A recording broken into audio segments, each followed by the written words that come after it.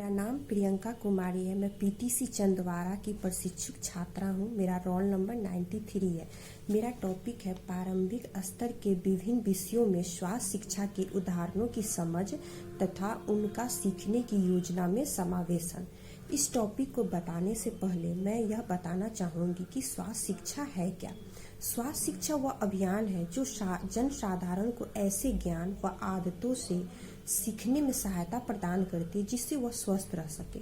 अतः स्वास्थ्य शिक्षा से जनसाधारण जीवन की बदलती हुई आवश्यकताओं में स्वस्थ रहकर समस्याओं का धैर्य से सामना करना सिखाता है।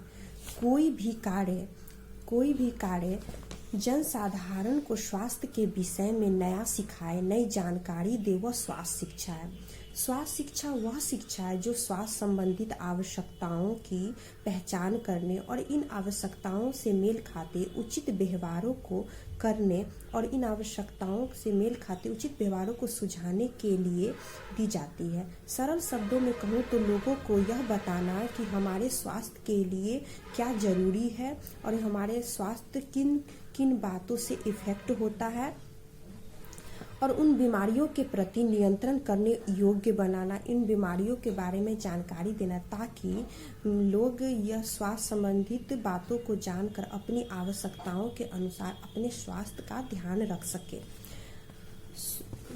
स्वस्थ शरीर में स्वस्थ मस्तिष्क का विकास होता है। इसके अनुसार विद्यार्थी को स्वस्थ रहना बहुत ही आवश्यक है, क्योंकि एक स्वस्थ विद्यार्थियों की विद्यालय में सभी गतिविधियों में उत्साहपूर्वक और रुचिपूर्वक तभी भाग ले सकता है जब वह एक स्वस्थ मस्तिष्क वाला विद्यार्थी हो।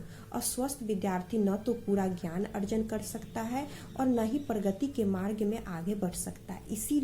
इसीलिए हमारे लिए या हम सबके लिए स्वास्थ्य एक बहुत ही महत्वपूर्ण स्थान रखते हैं।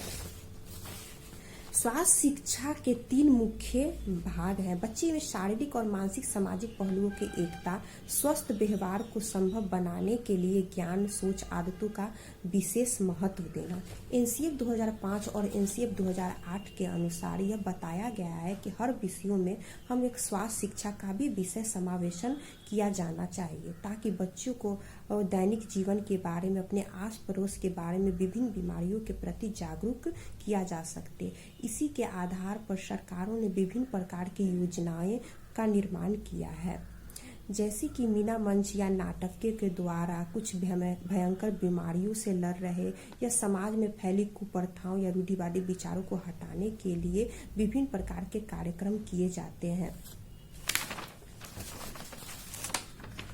अब समेकित बाल विकास योजना, राष्ट्रीय ग्रामीण स्वास्थ्य कार्यक्रम, जननी शिशु सुरक्षा योजना, किशोरी शक्ति योजना, इन सबको सरकारों ने स्वास्थ्य शिक्षा के माध्यम से ही अंतर्गत रखते हुए बच्चों और समाज के सामने प्रस्तुत किया है ताकि लोग अपने स्वास्थ्य के प्रति जागरूक हो सके और अपने स्वास्थ्य का ध्यान रख सके।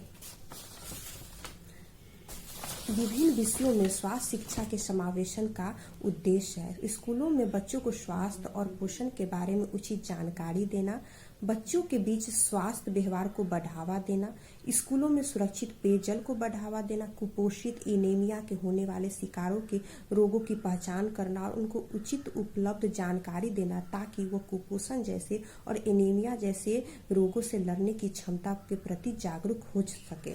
स्वास्थ्य शिक्षा के महत्व और उसके उदाहरणों की समझ में स्वास्थ्य शिक्षा के माध्यम से बच्चों को रूढ़िवादी परंपराओं से भी मुक्त किया जाता है, बीमारियों के प्रति सही सलाह और जागरूक कर पाते हैं। उदाहरण के लिए हैजा, चिकन पॉक्स जिसे कि हम आम भाषा में छोटी माता या बड़ी माता भी कहते हैं। बहुत सारे लोगों का मानना है कि एक दैवीय प्रकोप है या इसके तरह वो विभिन्न प्रकार की पूजा पाठ करते हैं, लेकिन स्वास्थ्य शिक्षा ही हमें यह बताती है कि यह एक वायरस जनित रोग है जिसका इलाज संभव है और विभिन्न